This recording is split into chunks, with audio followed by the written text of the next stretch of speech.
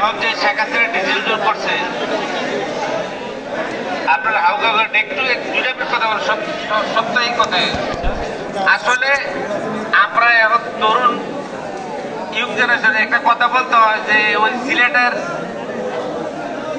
ফুকন, হ্যাঁ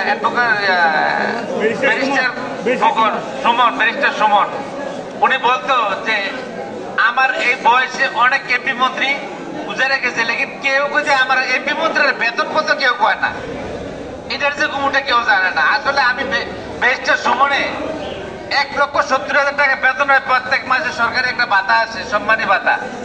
আমি একজন মানুষ, আমি এই টাকা নিয়ে কি করবো? এই টাকা আপনারা সবাই সহযোগিতায় আপনারা সবাইকে মিলিয়ে দিই। অনেক গুমর বলতেছে ব্যারিস্টার সুমনে, আসলে বাস্তব।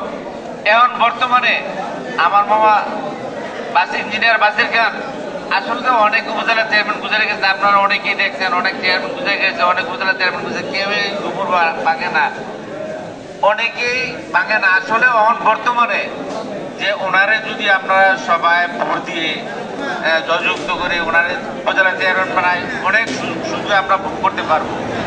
বিশেষ করে আমার এই 52 বছর বয়সের ভিতরে আমি অনেক এমপি মন্ত্রী রেখেছি, বছরের ভিতরে আমাদের হাশেম খান এমপি ছিলেন, আমাদের জগৎপুরের খালি এদিকে করতে হিসাব রাইলে আমি কি এর জগৎপুর জন্ম নিলাম না, আমি কি এর এটা করলাম না। আসলে এগুলো কথা বইলা অনেকে ভোট আদায় করছে। আসলে হাশেম ভাই আমাদের জগৎপুরের জন্য অনেক কিছু করছে, আমরা বলার মতো না। আমরা এর আগে দিয়ে একটা হিসাব করেছিলাম, প্রায় 15 কোটি টাকার কাজ আমাদের জগৎপুর গ্রামে দিছে, দুইটা স্কুলে বিভক্ত করেছে। আজকে 22-23 বছর ধরে অনেক সভাপতি চলে গেছে। আমার আমলে যে ইনশাল্লাহ স্কুলগুলো দুটো স্কুলে বিভক্ত হয়েছে। কেন? এই হাশেম খান থাকাতে কেউ ঠেলাঠেলি করতে হয়েছে না। উনি চিন্তা করছে জগৎপুর তো কেউ করে না, আমি একবার কিছু করে দিয়ে যাই। উনি আল্লাহ ব্যস্ত রিসিভ করুক, আমরা সবাই ওনার জন্য দোয়া করি।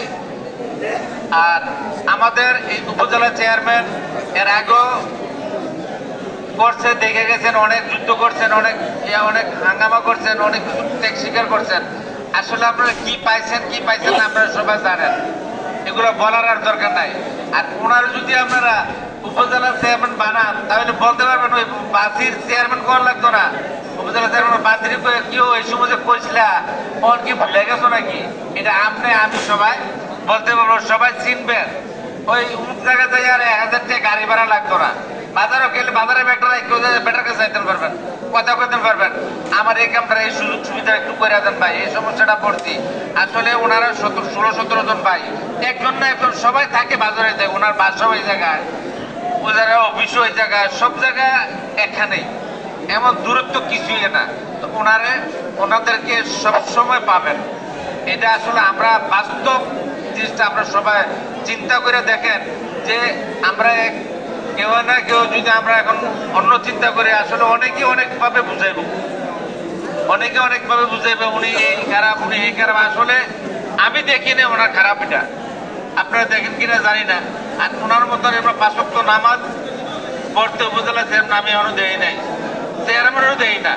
আর এই বয়সে যে জায়নামাজ গুলাতে উনি অ্যাটেন্ড করছে, শুধু জগৎপুর না, আর সাধুপুর, বুরজুং সদরের ভিতরে যে কোনো জায়গায় উনি জায়নামাজে অনুষ্ঠান অ্যাটেন্ড করেন।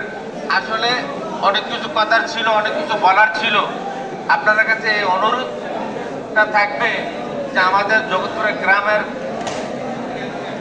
ভাইদের কাছে, বাবারার কাছে, যে আপনারা এরকম একটা যে মানুষ আসছে, এরকম একটা মানুষ যে আমরা এই 29 তারিখ ভোট দিয়ে জয়যুক্ত করে আমরা যে ফুলের মালা নিয়ে বুরজুং যেতে পারি। বুরজুংতে ওনারা প্রতিশ্রুতি দিয়েছে যদি ইনশাআল্লাহ ওনার চেয়ারম্যান হয় তাহলে প্রথমে আসবে জগৎপুর, এটা প্রতিশ্রুতি দিয়েছে। তো আমরা আসলে ওনার জন্য দোয়া করব, এবং কি সবাই ভোটটা যে কিভাবে কালেকশন হয় মহিলাদের কাছে, বোনদের কাছে যাইয়া, যে আমরা এই ভোটগুলো যে কালেকশন করে যে বাসির খানের ভোটটা যে মার্কেটে আসবে, মার্কেটে যে ভোটটা দিতে পারি, এই বলে আমি আমার বক্তব্য শেষ করলাম। অনেকেই ছিল, অনেকেই চলে গেছে, লাগাইছে আসলে।